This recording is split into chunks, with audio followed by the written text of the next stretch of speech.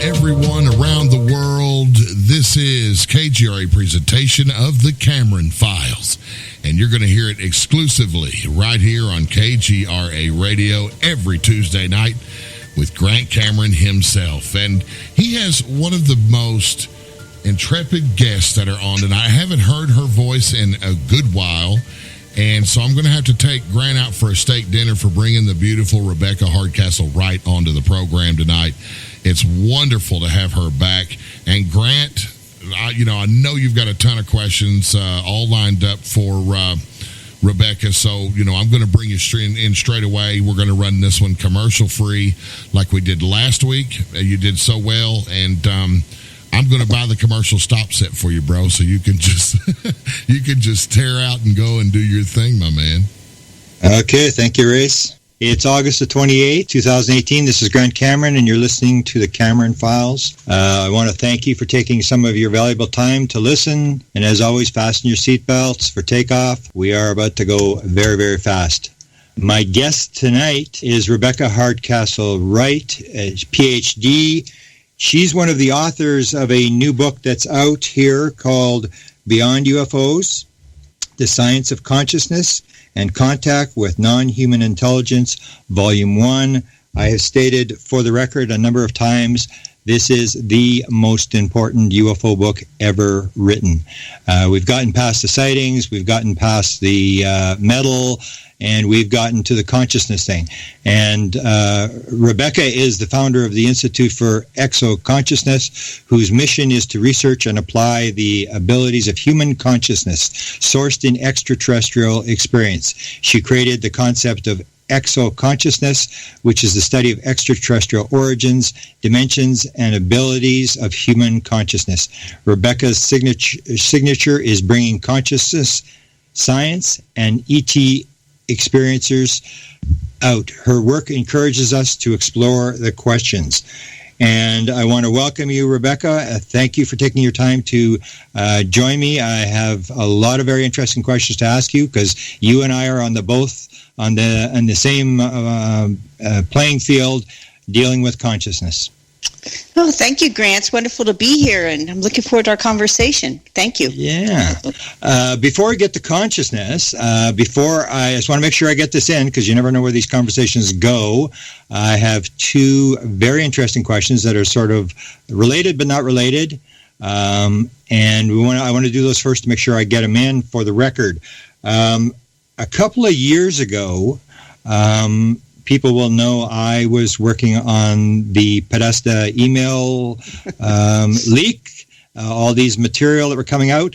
And while I was doing that, you contacted me, and you were helping me keep on the straight and narrow and get the story straight. So many people may not know you were one of the main people that was being talked about when it came to UFO emails. Can you tell me your role with John Podesta, with the emails, with your good friend Edgar Mitchell, and what really went on there?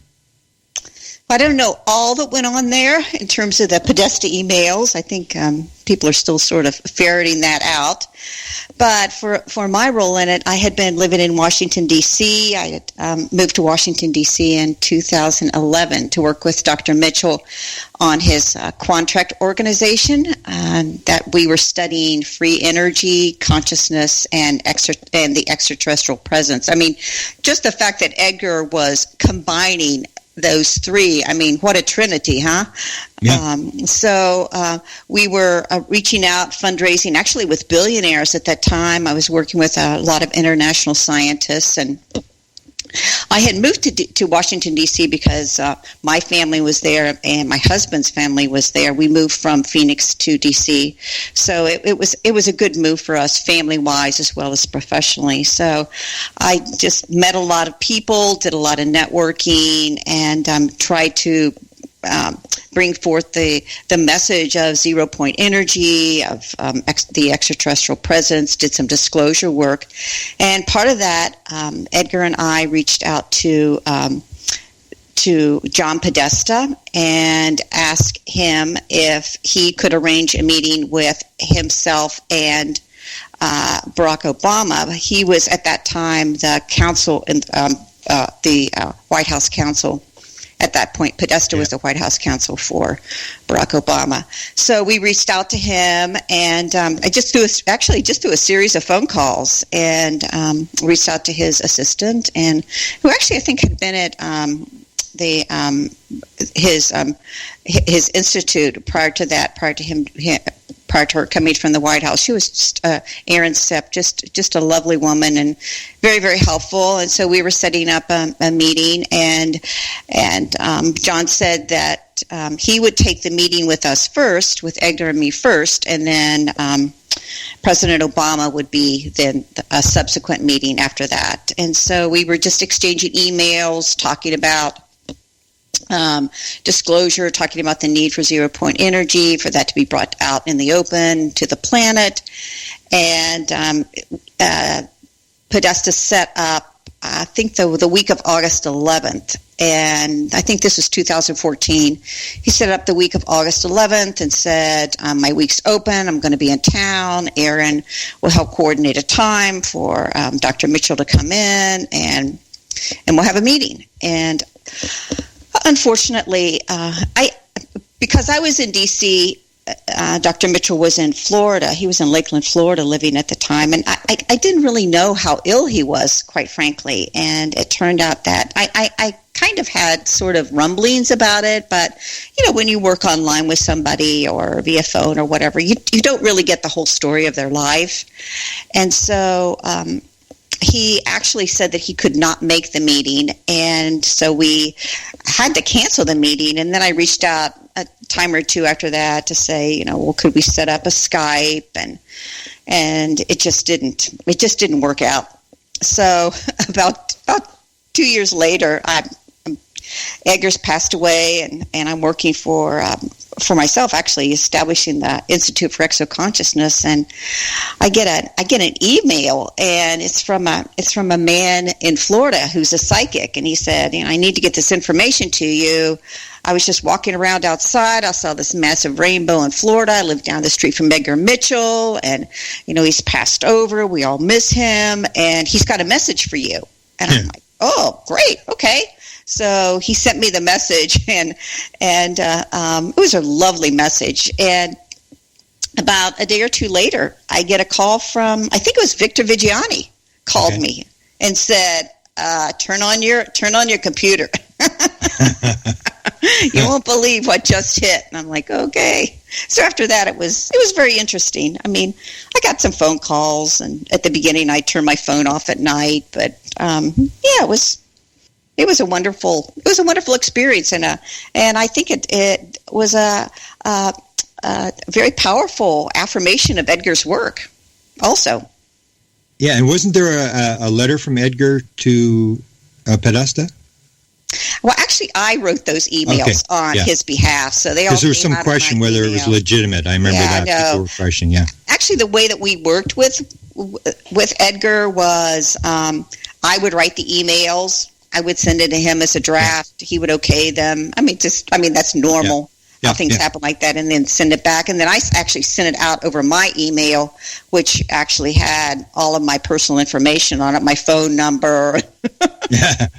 Yeah. You had the famous email. What was your email? It was a famous one that I remember. It was the what had to do with the billionaires. It was.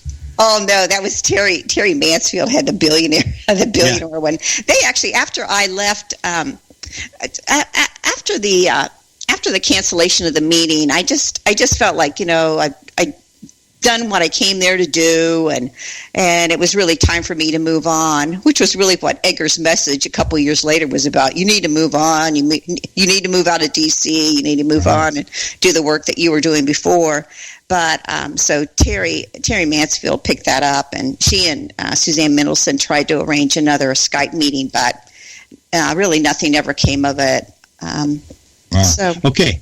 One last question on this sort of, I think, is sort of a wasted subject, but everybody always asks me, so I'll ask you to speculate. You sort of had some interaction with the Washington crowd, what was going on there. People always ask me, do you think if Hillary had been elected that Podesta and her would have made a move to do something? Oh, I definitely think so. Yeah. Yeah. Okay. Yeah, absolutely. I think now it's coming out of a whole different, the whole disclosure is coming from a whole different perspective with Trump and, his relationship to Nixon, his relation to John Trump, his uncle, and, that whole MIT group. I think it's coming out of a very, very different place right now. So you're pretty it's encouraged? very interesting. In terms of a top-down disclosure, yeah. Because my field is consciousness or exo-consciousness, I've always felt that if we were going to have, if the extraterrestrials and the non-human intelligences wanted to have a top-down, we would have had it by now. Yeah. Okay. Excellent. Thanks for that. Now for the thing that fascinates me, and this will link us into consciousness here.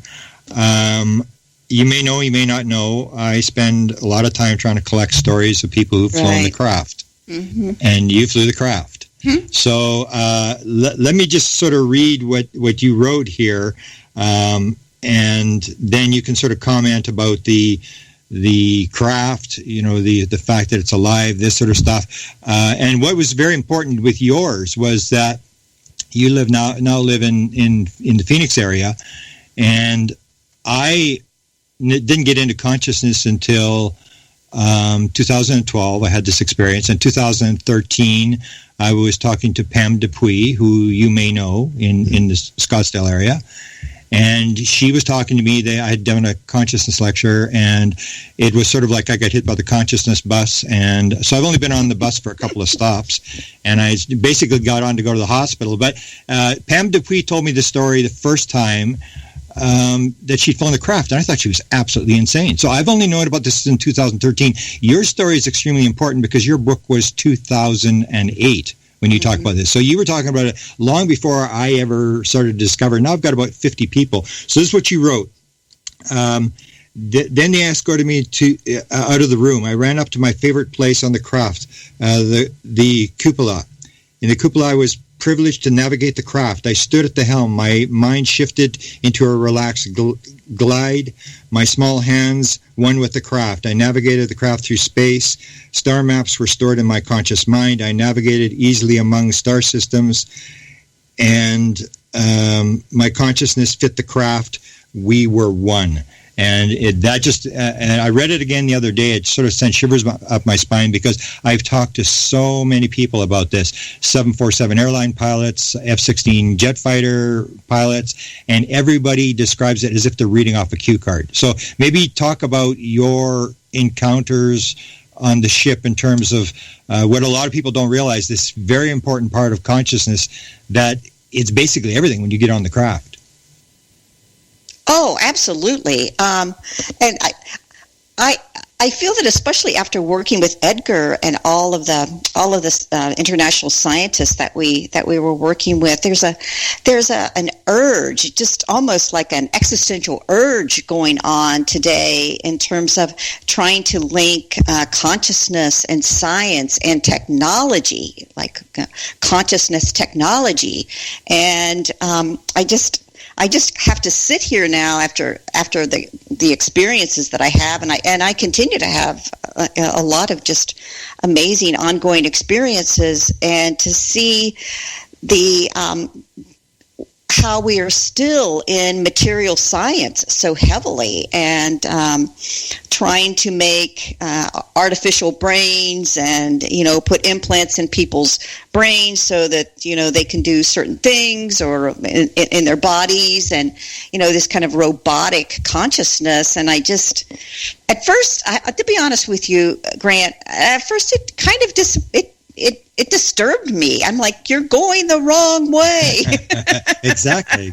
You nailed it. Yeah. And especially after living in D.C., I'm like, and I spent probably about 3 years in D.C. just going down that rabbit hole of transhumanism and robotics and artificial intelligence. And, I met people from DARPA and different, intelligence agencies. And I just continued to be astounded the information I was bringing forth. And to sort of wrap up the information I was getting in D.C., I went to yoga. I'd like to go to yoga. And I went to yoga, and after the class, there was a woman probably in her 50s, I would think, and she walked out with me to the back parking lot, and we were standing there, and I said, what do you do? We were kind of chatting. I asked her, the DC question. I said, what do you do? And she goes, I work for DARPA. I've been there about 30 years working in consciousness. I mean, wow. You could have just knocked me over, right? Wow. And I said, that's interesting. That's my field too. And I've been studying transhumanism and artificial intelligence. And I said, so where are you in terms of what you can tell me, what you're doing in terms of artificial intelligence and just the whole linking of consciousness to technology? And she goes, that's an easy answer. I said, what's that? And she goes, we're stuck. I said, oh, really? And she goes, yeah. I mean, she was so forthcoming. And she said, yeah, we're totally stuck. She goes, we're not going anywhere. She goes, we're going the wrong way. And I looked at her, and I just was like, kind of held onto my yoga mat and thought, I just looked up at her, and I said, well, do you think maybe it's because you have the wrong definition of consciousness? Exactly. And she goes, that's absolutely the problem. Exactly. It's the old thing, like the materialistic, it's almost like they've gone to the secular Sunday school for so long that they can't get out of this biological robot in a random meaningless universe. That sort of thing that you can't shake. They can't shake it. Well, it's interesting. It's like, don't you have any imagination? It's almost like their imagination comes out of Hollywood or something. I just continue to be stunned at it. It's like, this is not where our species is supposed to go. Our species is supposed to be one with materialism. Actually, part of our the work of our institute is that we're working with psychokinesis and experiment. I mean, humans are supposed to change matter. Yeah. That's what our job is. And actually, I sat down and I just wrote a little booklet called How Exoconscious Humans Guide Our Spacefaring Future. How about that for a mouthful? And one of the things I do in the front of the booklet is that I look at what extraterrestrial experiencers or psychic people really bring to technology. And, at some point, scientists have got to look at the fact that if you're an ET experiencer, you're time traveling, you're bending time, you're moving through space, you're moving through wormholes, you're telepathic, you're doing all of these things that are outside the purview of science that technology wants to get to, and yet no one ever talks to us. Exactly. There is such a disconnect. There's like this chasm between experiencers and people in technology, engineers or scientists, but especially engineers, I would say. And if we're really going to go into space, if we're really going to go into the cosmos in any kind of a meaningful way, like, sure, we can jump up there and mine the moon or whatever, or mine the asteroid or whatever. But I mean, if we're really going into deep space in any meaningful way, it's going to be through consciousness.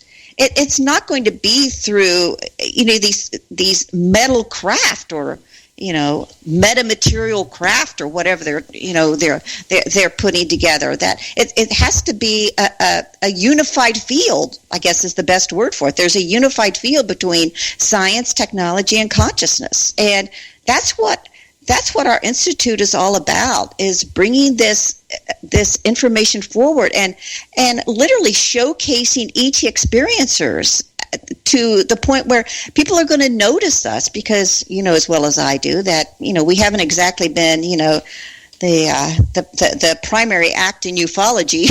Yeah, exactly. Yeah. You mentioned scientists, so you were there. You were working with Edgar. So can you name some of the scientists? Because this is actually just brought up recently again, this whole thing that we're going to sort of grab consciousness and put it in a biological robot and this kind of stuff. Was there any scientists, or can you name some of the scientists that sort of have caught on to what's going on? It's been years, but if I, just Al Schwimmer here at ASU, we were working with him, Glenn Rain, that HeartMath. We were also working with, of course, David Darling is a scientist that we worked with. There's many. I don't know. I'm not the best with names. I could probably send you a list of 10 or 15 people. Wow. Yeah, because that's the thing is... Walter Schempp, of course, that did the quantum hologram. He was the mathematician that did the quantum hologram. See, Edgar came up with the whole quantum hologram idea, but he really came up with it because of Walter Schempp and his work as a German mathematician. And actually, interestingly enough, Schempp was related to Kepler. Oh, wow. How about that for genealogy? Yeah. Interesting, yeah. And so you do all this. Give us your definition. Maybe, I guess, there may be some people who, again, think that this may not be that important. So give your definition of consciousness. And do you and these scientists, do you believe that consciousness is primary, matter is secondary, or have people caught on to this thing? I really wouldn't do a primary or secondary. I would say that consciousness is a fundamental property of the universe. Yeah. That's how I would. So there's not really, any, stratification. But it's a building block of the universe. Consciousness is a building block of the universe, and some of the humans that are learning to use this building block and create science and create inventions with it. But my definition of consciousness would be that consciousness is really experienced as a field. That we as humans, with our entire body, I would add, not just our brain, but with our entire body, that we receive and transmit information, and in a very important aspect, we also participate in this field, and in doing so, we change it. So we literally change the field of consciousness as we participate in it with our own consciousness, and learning to maneuver, out of body experiences or psychic experiences or telepathy or all of these, psychic. I call it psychic intelligence. And you use the word exoconsciousness, and then we get into experiences. So can you define what that is and where you're going with that? Well, that word was actually given to me. I was a single mom and raising my kids and just busy working and doing everything I needed to do. And so my alarm went off one morning. I hit the snooze button. I thought, it's 5 minutes. I need 5 minutes before I get up and, pack lunches, make breakfast, go to work, get them to school. And just kind of the mother exhaustion mode. Yeah. And my head just fell back on the pillow. And this word, exoconsciousness, Grant, literally, it came in my body. Wow. It came, it's just like that biblical, the word became flesh. That's literally what happened to me. I don't think I've ever had anything happen even close to that sense. And just for some background, I've been working with an experiencer group. The Phoenix Lights had happened. A lot of my friends I did not see the Phoenix Lights, but a lot of my friends did. They were all off, becoming craft researchers and, moving into material science. And I didn't see the craft at first. I thought, what happened to me? I got left out. And then I thought, no, I'm supposed to do consciousness. So initially Michael Salla asked me to be part of his Institute for Exopolitics. And so I was really, at that time, I don't know if you remember back when Michael founded that Exopolitics Institute, but it was really along the lines of wanting to sort of go into a dialogue with academics. And I'd always been very, very comfortable in academic environments. And so I initially defined exoconsciousness as the study of the extraterrestrial origins, dimensions, and abilities of human consciousness. So I was really looking for something that could hook us to extraterrestrials, but also bring in the fact of human consciousness and, sort of delineating areas of study that I could move into this. And so after that, then subsequently, I wrote my first book, Exoconsciousness, Your 21st Century Mind. But when we founded the Institute for Exoconsciousness, I began to see that an academic definition was fine, but we really needed to almost deepen and broaden it. And so today I define exoconsciousness as the innate human ability. So all humans have it. We have an innate human ability to connect, to communicate, and importantly, co-create with extraterrestrials. So I've kind of moved it more into, looking at human consciousness and as to what we actually do with human consciousness. But to just a little deepen the definition, what we began to see, and we spent about 3 years with a mastermind actually to create this institute. It wasn't like an overnight, I wasn't like Zuckerberg. I didn't have a long weekend in the dorm with nothing to do, so I thought I'd invent Facebook. Yeah. So we all know that didn't happen. Yeah. So anyway, I spent about 3 years putting together a mastermind with all my colleagues and friends who I knew were extraterrestrial experiencers who lived all over the world, and we would have these masterminds, and we would really brainstorm and share and get to know each other and connect, actually for many of them for the first time with each other, and talk about what could an Exoconscious Institute really be able to do. And so after those 3 years, then we just completed a business plan, and we did our nonprofit. But what we began to see was that there was and this is one of the things kind of maybe segue into the Freeze book, Beyond UFOs, is that we began to see that there were a rather large segment of people who had been ongoing experiencers. And in point of fact, not only were they ongoing experiencers, but that ongoing experience had actually changed who they were, changed how they oriented themselves in the world, changed how they saw the cosmos, changed, most importantly, how they saw themselves as human. And that this was all a result of ongoing contact where it became... maturing really isn't a good word. I would say a better word would be it became more of an integration of their life, where it wasn't a fight, where, oh God, I'm seeing ETs again. It's like this was like part of their life that we see, that we communicate, that we connect, that we actually on a daily basis and throughout our day co-create with extraterrestrials, that this is something that we do, and that because of that we're bringing in very different information and have a very different perspective of what it means to be human. And so now we call ourselves exoconscious humans. And just for a little aside, this is the cutest story. A man reached out to me in Brazil. My husband and I just got back from Brazil. We had spent a week almost 10 days with the Brazilian community, the Brazilian consciousness community. And the man who invited me, Giuliano Pozzati, Pozzati. I think that's how I spell his name. He said, well, it's so funny. Just recently, I was just, within the past year or so, I was asleep, and when I woke up, I got this word exoconsciousness. Wow.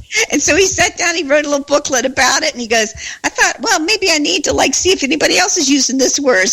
And so he goes, so I look on the internet, and here's you, and I'm like, oh my golly, somebody else got this message too. So it's obviously a message that whose time has come.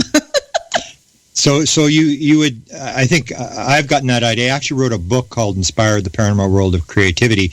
I love that book. And I just had a recent one. I don't know if you've heard the story about my friend, high-level guy in Hollywood. His name is Chris, who was sort of this just started less than a year ago, where suddenly, he down the rabbit hole, and this stuff is happening all around him, and he phones me, am I crazy? What's going on? And I said, well, I think someone's trying to contact you. I think you should talk to them. Mm-hmm. And so what he did is he said, well, if you're actually some sort of ET or whatever you are, put something in my head that I don't know. And he said, in his own voice, he heard the word biocentrics. And he had no idea what it was. And he went and looked it up and discovered this Dr. Robert Lanza, who'd written this book, which is going down sort of the same route, that life creates the universe, not the other way around. Yeah, I'm looking at the book right now. Yeah. And so we have this thing, I think you would agree, that whoever the intelligence is, they are giving us help as we go through this. And we are giving them help. I would go the next step. Okay, so how would you say, what do you mean by that?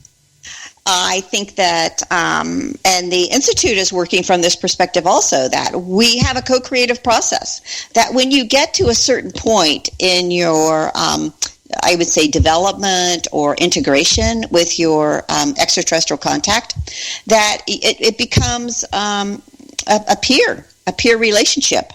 And I think that the free information actually indicated that also, that now we can see ourselves as sovereign humans who are a race who live on Earth, with other beings, of course, but that we are sovereign humans and that extraterrestrials are reaching out to us. I mean, just to give you an example, one of the people in our mastermind, Darlene Vandegrift, she actually works with extraterrestrials, and she helps extraterrestrials move emotionally and heal emotionally.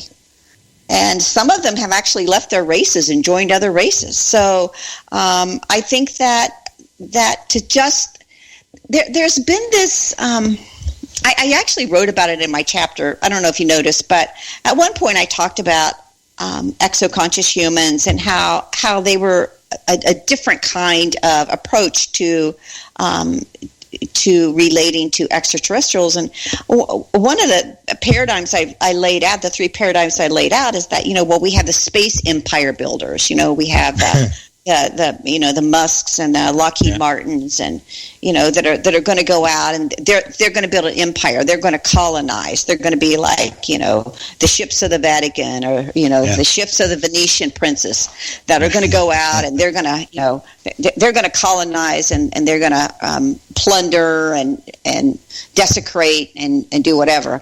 And then on the other extreme, Grant, I think, is this whole idea that there's these this galactic council that's kind of like a country club, and humans can't be members of it yet because we're too stupid. Yeah. And we're in kindergarten, or we're the wrong race to be in the country club, and they're going to tell us all what to do and how to do it and when to do it. And I just think that those are both really flawed perspectives. And the reality is that if you are an integrated exoconscious human, you're going to be working one-on-one in a respectful and loving and a mutually a desirable relationship with extraterrestrials, and humans are making a difference in the lives of extraterrestrials as we do that. I don't. Also, in my book, I laid out exoconscious humans as CE6. I think we're a CE6. So define CE6. I noticed that. Just for your listeners, of course, CE4 was Jacques Vallée. He very much dealt with consciousness. He was looking at folklore. I was looking what Jacques Vallée was looking at, and a CE4 was, what exactly happened when the contactee, the advent of the contactee, when the reality changed. What happened and how did they move through it? He looked at dreaming. He looked at kind of hallucinations, all the different events that surrounded contact, and then, but more contact as an event again, and then of course Stephen Greer, CE5, that there's some kind of a mutual agreement between humans and ETs, but that everything is about looking up and waiting for the ETs to appear. We all go sit out in a lawn and look up at the stars, and we just know it's going to happen. And so it's all manifesting outside of our body. And I would say that exoconscious humans are absolutely a CE6, that it is about consciousness, and it's about the human part of our consciousness, where we, once again, connect and communicate and co-create with extraterrestrials. And this isn't about an event. It's no longer about an event. It's no longer about, oh my God, I got to tell you my story. Because you've heard these stories, Grant. After a while, it's like going to AA meeting. Everybody's got the same story. Same story, different person. And it's so funny. Somebody was telling me the other day, he said, somebody contacted me. They just had their first experience. They went on and on and on about it. And I just looked at him and kind of quietly said, and they're like, I got to write a book. I got to tell everybody. He was like, well, I had to tell them, we've all had the same experience. So I think that it's really about an integrative, developmental change that happens to humans, where we become very different because of not just the extraterrestrial, multidimensional encounter that we have, but because of the relationship we have, because of the co-creating that we do together. That's CE6. That's very different than looking up in the sky in a lawn chair. You mentioned Valet. Is how much is he on board with this new material? The new material. Well, what we're talking about right now. Because he's I used to think he was like a crazy man. I mean, when he said, I'd be very surprised if this turned out to be extraterrestrials in spacecraft. Yeah, I've heard he made that comment. I do not know him, nor have ever had a conversation with him. I'm just wondering, because he's sort of started this sort of... kind of poo-pooed it. Look deeper into what's actually going on here. Mm-hmm. It's sort of less physical than you think it is, and yet he's still sort of aligned with To the Stars. So I just wondered about that. If you wrote the thing for the free book, maybe you can sort of talk a little bit about the book and what you think, because you and I are both sort of familiar with the statistics that these many experiencers have sort of outlined as to their experience. Maybe give a couple statistics that people should know that would give them an indication that experiences should be listened to. Because I think what I find is when I talk to people, they do the old knowing, believing thing. They say, well, you just believe these people are having these experiences. We know. And it's like, no, you don't know. You're actually the believer. So what's important about the free statistics? I think you mentioned already how it changes people's lives. And then talk a little bit about the importance of the book, because I think it's the key book, because it doesn't deal with what everybody else is dealing with. It gets to the consciousness aspect of this phenomenon. Well, I think they interviewed like over 4,000 people that volunteered to take their survey, and the survey was so well done. A lot of it was based on Kenneth Ring's work in the Omega Project. A lot of the questions, and it was done in a very scientific, very careful way, and I think also the distribution of the survey was done very carefully also, and people's privacy was respected.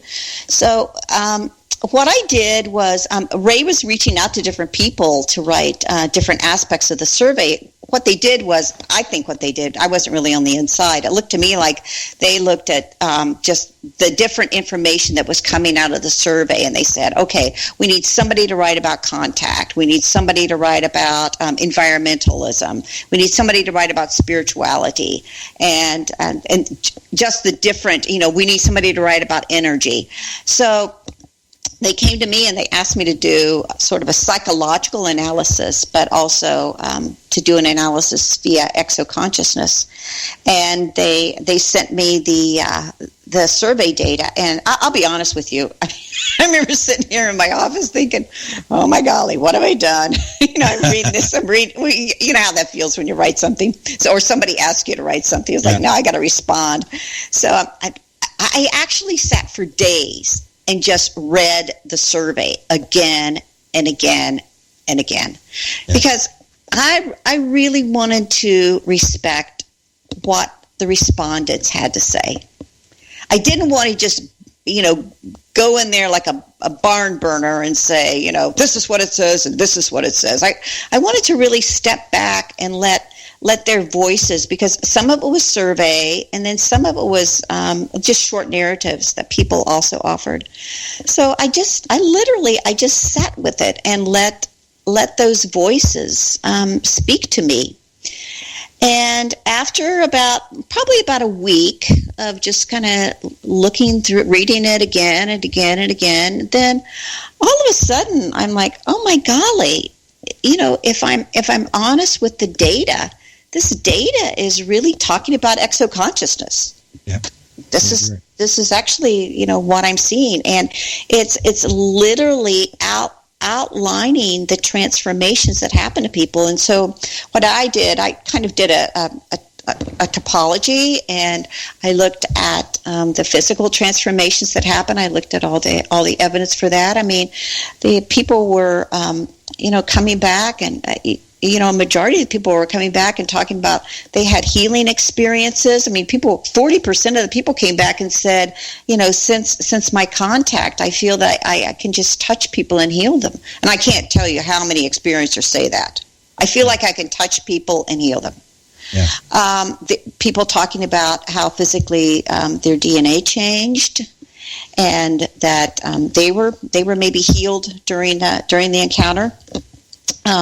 There was definitely, for me, in exoconsciousness, I was always looking for how to talk about this self-transformation that happens when you become an exoconscious human. And once again, this information came right through, that people felt as though it changed their view of themselves. They felt as though it gave a new meaning to their life. And, a great majority of them said it gave them a new purpose in life. So their whole psychological, existential reality changed just as to how they regarded themselves. Then I looked at, of course, consciousness transformations. Of course, I'm going to look at that. And people were talking about, how their psychic abilities just were unleashed. And it was interesting because at the time that I was looking at the free data, I was also getting a survey from my colleagues in Brazil, from Giuliano and his community, and he had asked similar questions to his community in Brazil, and they had the free information survey and the Brazilian information survey totally correlated. That's right.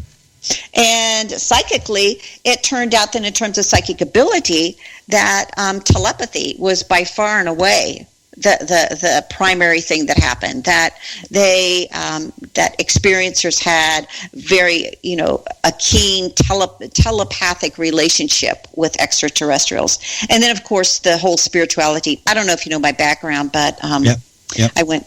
I went to seminary. I'm actually ordained in the United Methodist Church, so I have a religious philosophical background. Okay. So that was just, to me, the whole moving away from religion into identifying themselves as spirituality, as spiritual people. And so in my chapter, I sort of begin to distinguish and pull apart a little bit. What's it mean to be religious? What's it mean to be spiritual? But in terms of the whole overarching impact of the book, Grant, you and I have been already in this field a long time, 20 plus years. Yeah. But, I just, my mentor worked on the peer group with John Mack and Leo Sprinkle and that group. So I was sort of, I sort of went to the John Mack, Leo Sprinkle, Ruth Hover school. And it was interesting because even then, back in the 90s, it was late 80s, 90s, that it was very much a diagnostic approach that, even Mack said, I'm going to give these people psychological tests to make sure they're not crazy, and then we'll go from there. So there was a lot of dissection, a lot of diagnostics, a lot of just evaluation of experiencers. And I think that we went through that time, and that time's over. As well as, this need that just feeling like because I'm an ET experiencer, I'm weird, or that, I'm having these experiences that no one else is having. But in fact, many people, millions of people are having these experiences, and quite frankly, they're all the same. They all kind of have a similar line to them. Sure, there's some differences, but by and large, they're all pretty much the same. And I think what the free survey did was it took it that next leap, where experiencers now can give their own message and speak for themselves. And I don't think that we have ever been there before, but we are now. Yeah. Experiencers to me are, as I say, you're not going to solve this until you talk to them. I mean, they are interacting with whatever the phenomena is. messages and the spirituality of the thing. Do you think it's going to end up being a very spiritual sort of phenomena? And is there any particular messages that they want to get across? I would say that it's going to be holistic. Okay. My view, as in terms of what it's integrated into my life and my ongoing contact, is that it's holistic. That spirituality is connected to my emotional life, and my emotional life is connected to my physical life, and my physical life is connected. My emotional, physical, spiritual life is all part of my consciousness. So I would say that. That this is really a redefinition of humans, where if you look back on Western Christianity or much of material science, it's about dissociation, it's about fragmentation, and I think the extraterrestrial experience is about integration and actually empowerment are the two messages that I think I get more than anything, that humans, via their relationship with extraterrestrials, and especially co-creating with extraterrestrials, that they feel an empowerment of their race. Wow. And that they know that these may be lost, may be forgotten, but yet inherent abilities that we as humans possess, oftentimes grounded in our consciousness and our ability to work in that field, that's what's going to really define our race. It's not going to be, how many rare minerals we can mine off the moon. I mean, that's not going to move our civilization forward. Actually, when we talk about civilization, one of the things we talk about in the Institute for Exoconsciousness is actually building an exoconscious civilization. That's what we need to be about. Civilization is different than culture. Culture is really about perspectives and ideas and sort of cultural agreement of something. Civilization is really about tools. Civilization is about tools and the means of actually doing something to create a different earth, a different way of living with each other. And so from the perspective of the Institute for Exoconsciousness, we're doers. We're all about the fact that, obviously the state that the earth is in right now and the state of technology right now, we're going to need some very radical forms of healing and forms of living that we don't really have yet, and to keep the human species alive, quite frankly. Yeah. You started very early. Do you believe there's a soul contract involved here? And can you talk a little bit about your very early experiences? You remember very early having contact, right? Right. I started about age 3 in terms of my memory. It came in about age 3. I always had childhood effortless contact, quite frankly. There was never anything that I felt was abnormal or weird or scary. I just had a very flowing kind of contact. I had contact with extraterrestrials. Of course, I was on the craft quite a bit. I call it star school. I went to star school in the craft. But I also went under the ground. So I lived in West Virginia, in Clarksburg, lots of holes in the ground there with all the coal mines. I used to go under the ground. I mean, literally, I would move under the ground and work with the beings that were in the earth. Wow. So that was a little different. It took me a while, but I think moving to Arizona really helped me because I locked into shamanic tradition here, and I've always now, and when I lived in Arizona before, I've always lived like a stone's throw from the reservation. So I always there's the vortexes open through there, and I've always gotten a lot of guidance in terms of I think I was doing shamanic work when I was a child. I didn't know what I was doing though, but so that's been my life. It's been with me throughout my life. I mean, there's been different times when it's been more intense or easier or. And do you believe the soul contract idea, or that it goes from lifetime to lifetime? Funny. It's funny. Go ahead.